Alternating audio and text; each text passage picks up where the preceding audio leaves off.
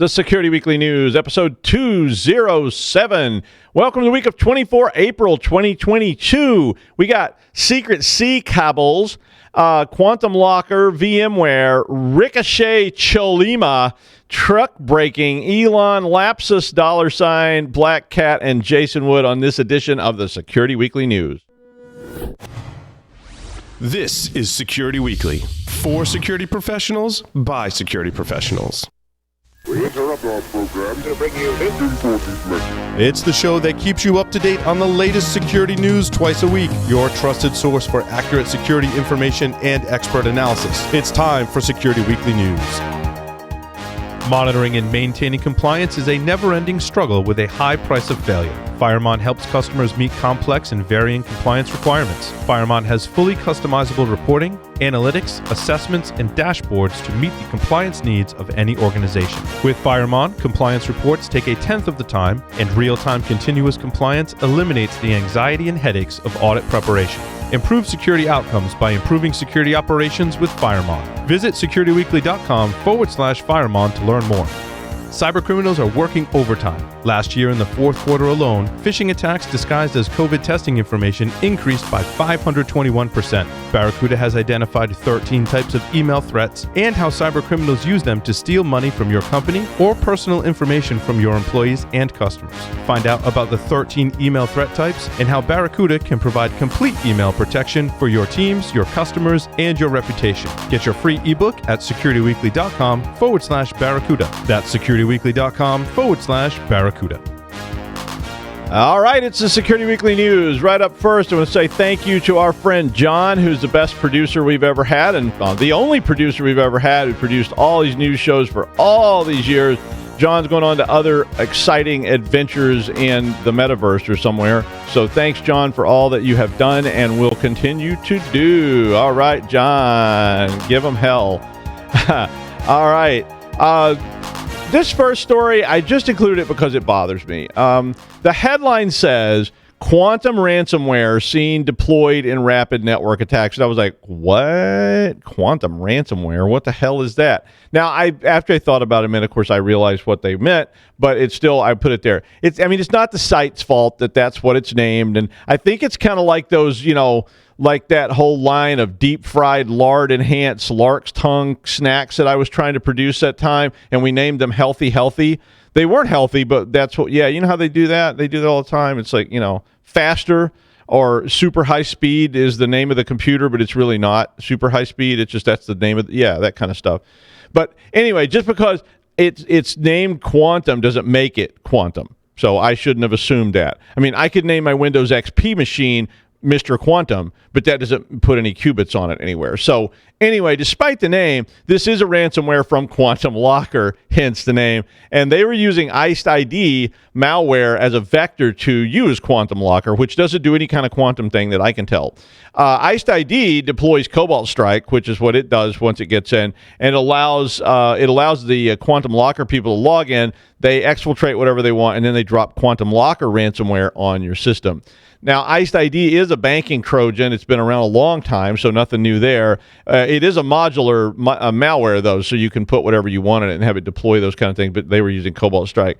The article does go on and detail a lot. A break-in that used Iced ID it deploys Cobalt Strike. It steals domain credentials from the LSASS, and then the people move laterally and they explore the domain. Then they pull the ransomware down into the C $share folder and use WMI and PS exec stuff, exactly the kind of stuff that you see all the time, to push out Quantum Locker ransomware to all the devices that were vulnerable. And all this I guess the remarkable thing, and the reason the story even existed, was because they did all this in less than 4 hours.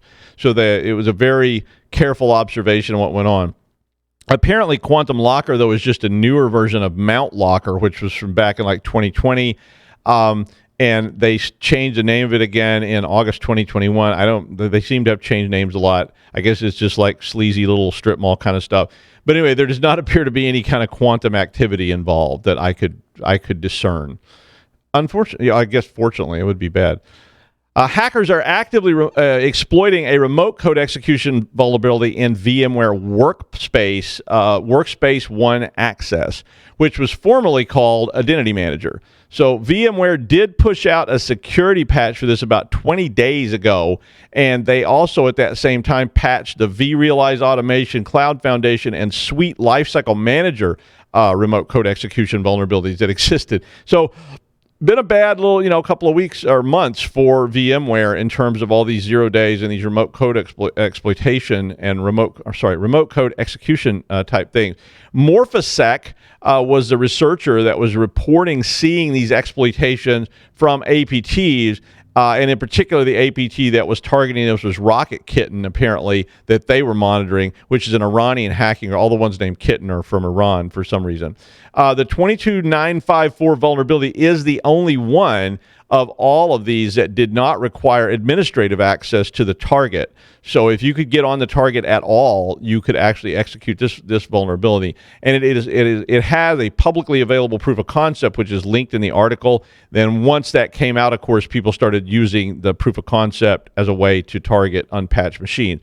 A PowerShell command on Identity Manager basically launches a stager, which is then used to download PowerTrash loader, which is another piece of malware that is another modular loader, and that downloads from the C2, and then that loads Core Impact, which is a pen testing tool that is a legitimate pen testing tool. But the bottom line is, it would be a good day to patch your VMware install. I mean, it's never a good day to patch VMware, but I think maybe today might be the day. Or you could just wait for Flaming Kitten Car Bomb or something to show up. Either way. North Korean hackers APT-37, which has the name of this APT, who came up with this one? Ricochet Chollima. Okay, I don't even know what that means. It sounds like something you get from eating diseased squirrel meat.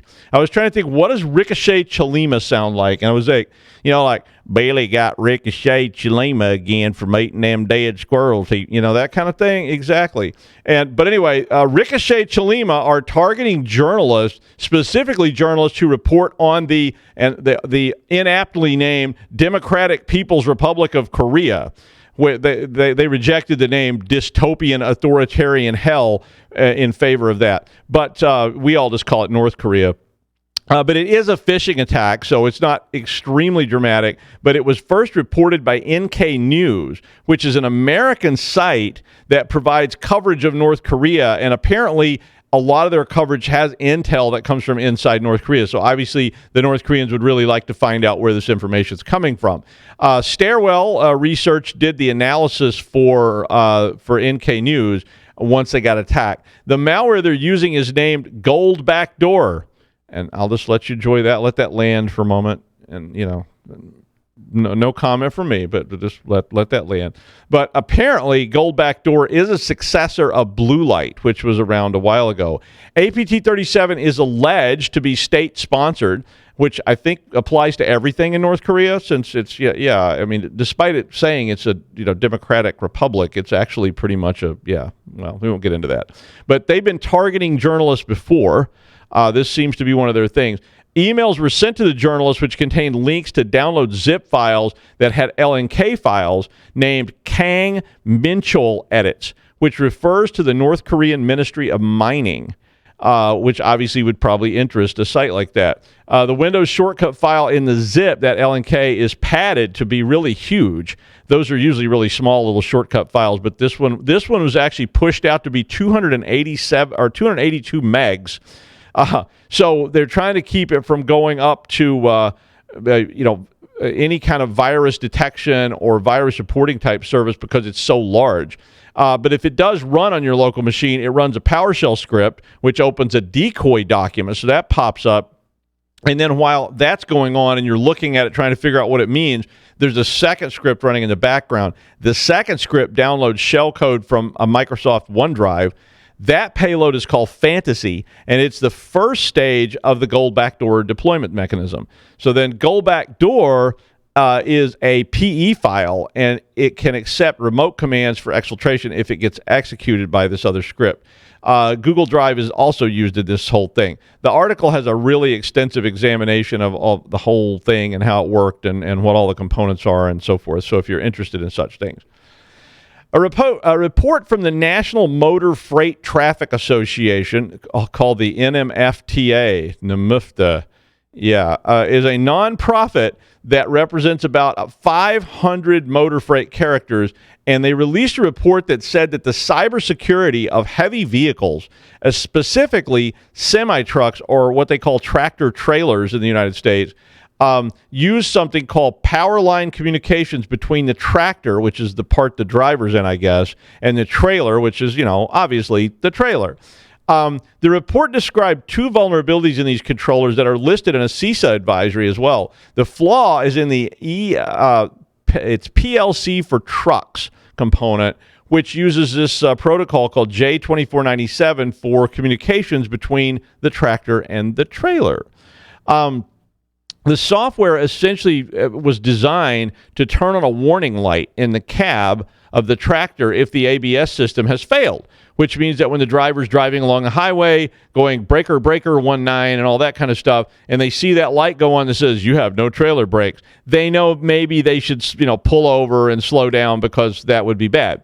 J2497 standard has all sorts of other functionality, though, and it could do, it's like any kind of PLC board, and the protocol can do all sorts of different things. So there were 2 CVEs described. One of them was a lack of authentication and authorization for the diagnostic functions controls, which means you could, I guess, explore it. And then there was a critical flaw that said the PLC receiver is vulnerable to remote radio frequency attacks. Now, according to the report, an attack against the brake controller can be done with a remote radio frequency attack using equipment that could cost as little as $300. They also said it was like from $300 to $10,000. I was like, well, that's a pretty big range. I mean, you could put almost anything in that. But they can target this from about 4 meters. So that's in the ballpark of 12 feet. The report said that tanker trucks and triple road train trucks, which I don't even know what that means, seem to be the most susceptible to these attacks. But they put all these different scenarios together where they were talking about how attackers could put transmitters on bridges and tunnels and all kinds of stuff to target passing trucks, because if they could even just cause this light to turn on, the drivers would probably pull over. And if they could do other things like activate the trailer brakes or something, that would be really, really bad, and that this could be part of some larger attack. The report then goes on to call for updates to a better interface to a secure platform in the future, which sounds like a pretty good idea. As I'm sure you've heard, we've all heard this to the nth degree, Elon, yes, our old friend Elon Musk, is going to buy Twitter. Now, he'd first talked about this, and everybody kind of poo-pooed the idea, but then he upped his offer to $44 billion with a B. And he said he wants to take Twitter from what it is and turn it into a bastion of free speech. And for $44 billion, well, I should hope you would get something out of that. But anyway, this will take Twitter private. So he's going to buy all the shares. And a lot of people started talking about what might happen with dear leader Elon at the helm. Now, I have no idea what Elon will do from, at any moment or day to day, or what his long-range plans are. And if I did, I'd get in on it and make some money, but I don't know what his plan is here. But the article does have a bunch of information that is readable and accessible by your users, that has a lot of guidance. Because people have actually been calling me saying, well, I want to get out of Twitter, I want to cancel my account, et cetera, et cetera.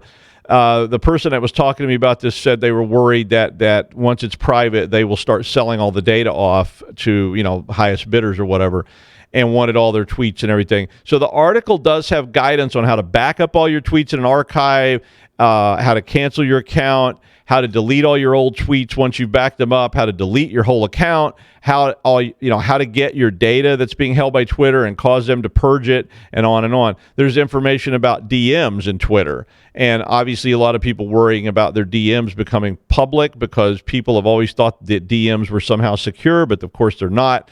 They're unencrypted, and if you delete them, is it, are they actually deleted, or does Twitter still have them? Is Elon going to read all your old DMs to see if you mention his name or anything like that. I mean, I don't know that he'll do anything crazy. He's a stable richest man in the world. Not like, old Howard Hughes in his hotel room with his bags of pee. But, who knows? I mean, Howard Hughes wasn't always crazy either, right? So as a private company, there's a lot less accountability that's going to have to happen. So if you are planning to move on, you may want to think about what Elon might do with all your old stuff. But anyway, it's a good article to distribute if you are getting quizzed about what to do about Twitter. So even if you don't care if Elon buys Twitter, which I don't, but if you have people asking, that was an article link for you. Private chat messages from Lapsus Group just before its most active members were arrested last month indicated that Lapsus breached T-Mobile multiple times in March and stole the source code for a whole bunch of T-Mobile projects. T-Mobile said in a statement that no customer or government information was stolen in the intrusion. Lapsus typically exfiltrates data and then demands a ransom not to release or sell it.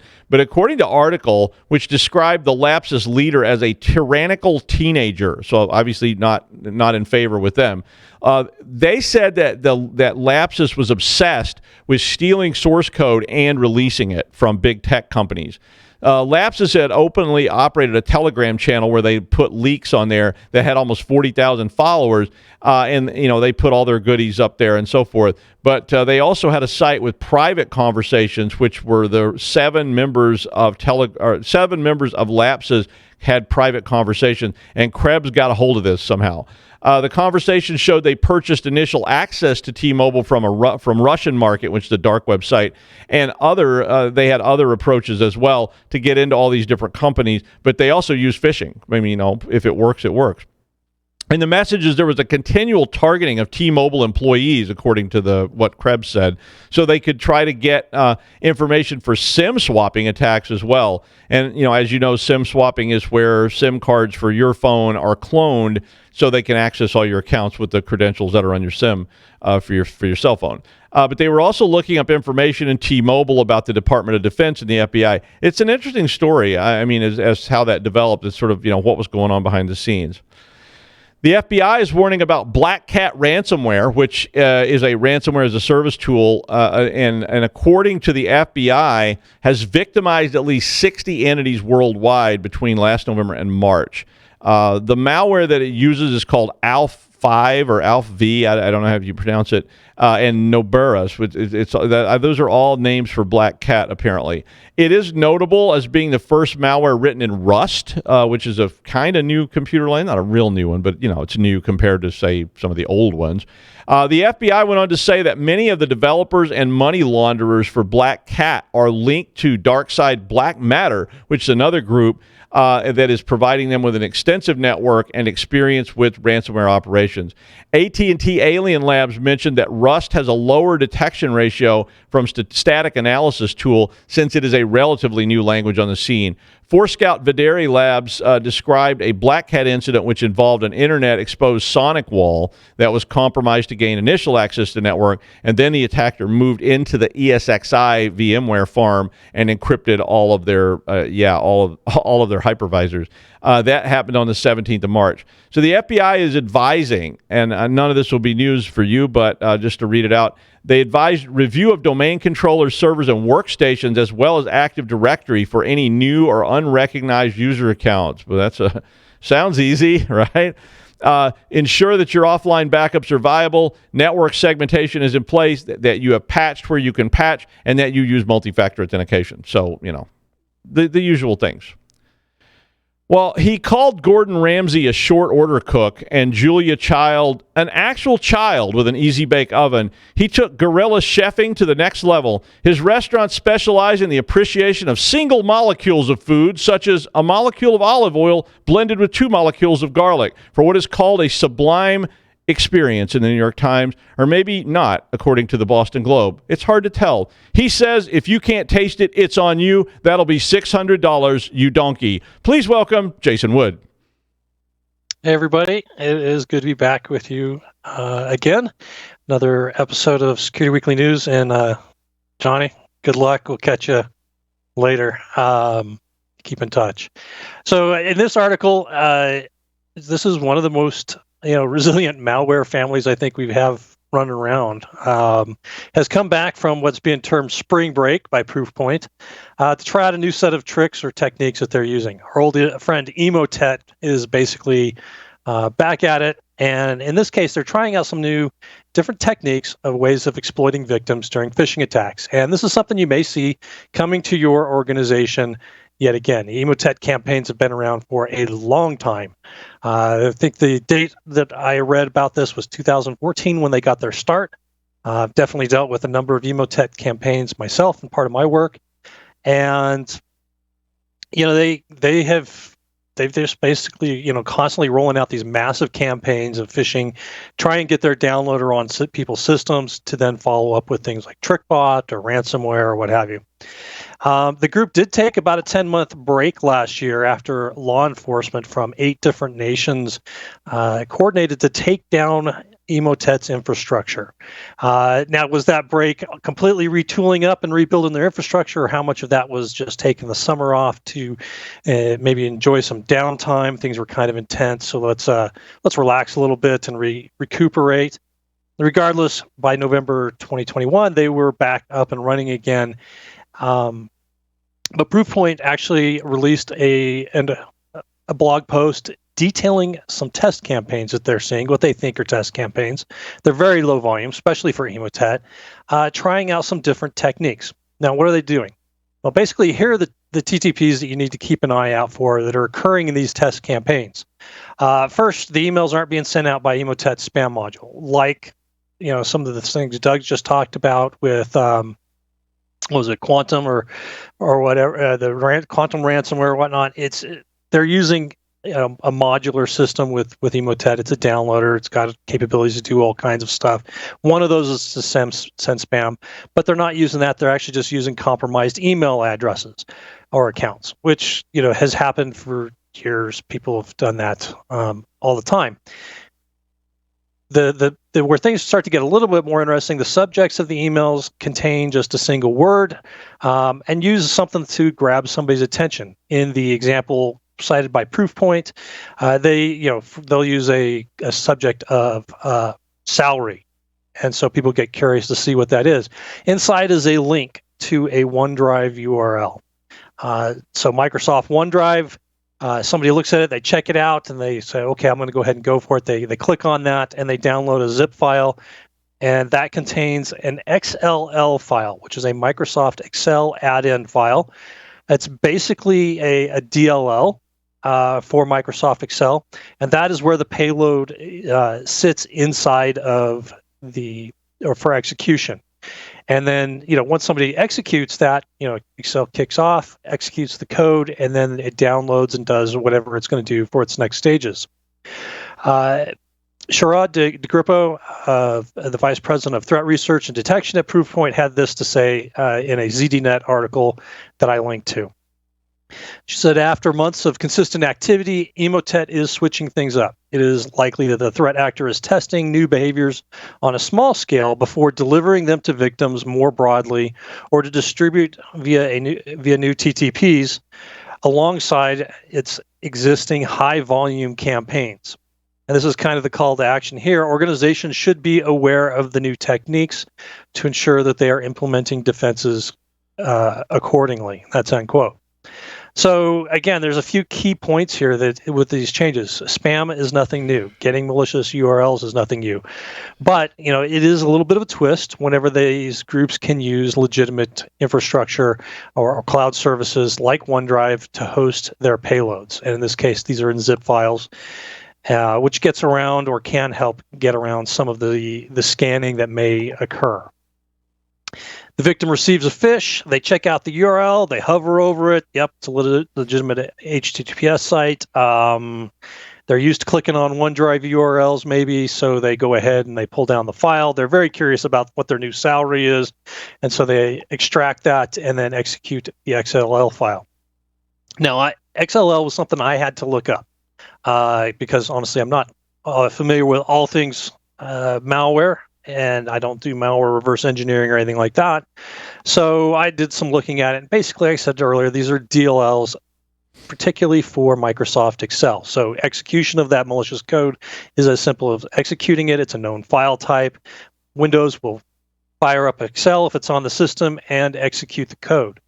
There's some speculation here that this is being done in reaction to Microsoft making it more difficult for macros that have been downloaded from the internet to be executed on systems. They've turned that off by default. And so perhaps the EmoteT group here is trying out something new to get around that. And again, most people, they're going to have the file extension hidden from view, so there's no key off there that something's different. The icon might look a little bit different, but it looks like Excel. It's close enough. So let's go ahead and fire it off. Obviously, a lot of steps in this process to execute the payload on your system, and it's stopping at any point before you double-click that XLL file. Prevents infection from occurring. So it may be tempting to think that users will be smart about this and would not go through all of these steps. I mean, it's kind of inconvenient to go through all of this, but folks do that. They get curious about it. They want to see what it is, even if they think it's possibly malicious. They may do it just to see what's going on.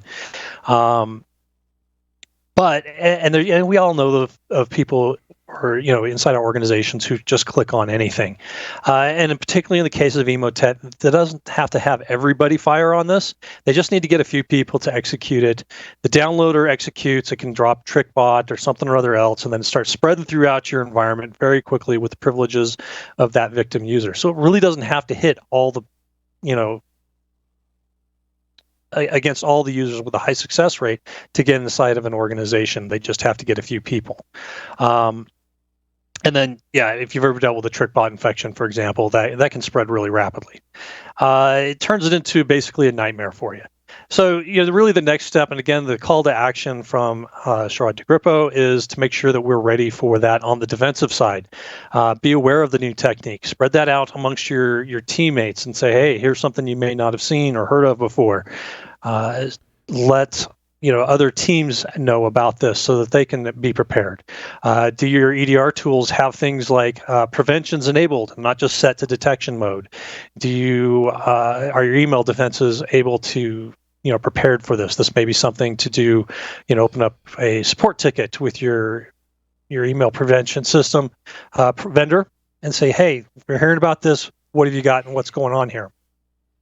EmoteT's really a gift that keeps on giving. It's been around, like I said, for years. So, excuse me, I would expect to see this, if they have any kind of success with it and get a decent result, I would expect to see this rolling out into campaigns that may consist of millions of emails being sent out. And like I said, it only takes a few to get some good success going. So make sure that you're prepared for this. So if you're interested, go check out the links in the show notes and spread the news. All right, thank you, Jason. We all love EmoteT. It's got a cool name and it's been there a long, long time. And finally, Drew DeVault announced on Monday that a new systems programming language would be released called Hare. That's Hare. Let the bunny puns begin, or the pun bot can take over at that point. It was described as simple, stable, and robust, like every other programming language that I've ever seen released. I mean, sorry. I mean, maybe really awesome. I haven't looked at it yet, but they always say this. I mean, all 300 or so that have ever existed probably have had that said about them. And I mean, nobody's ever said, here's a new programming language. It's pretty much clunky, buggy, and it sucks. But I mean, even for basic. But Grace Hopper probably called COBOL simple, stable, and robust. I don't know that she said that, but probably anyway. But anyway, Hare has been under development for about 2.5 years. A lot of people looking forward to seeing it. It's a language that uses static typing, manual memory management, and had minimal runtime, which makes it really well suited to writing operating systems, system-level tools, compilers, network stack, and probably malware. But anything that has low-level, high-performance tasks. So everybody's excited about it. DeVault said it drew its main inspiration from C and describes it as a way to avoid the pitfalls of C, which, yeah. But Rust and Zig are we mentioned Rust earlier. Rust and Zig are both other examples of people trying to find something that's like C but not C. But good luck with that. The secret C Cabal sends their regards. You know who you are. And yeah, that's the news. Thanks, Jason. Thanks, John. And I'll see you Friday on the wrap-up show.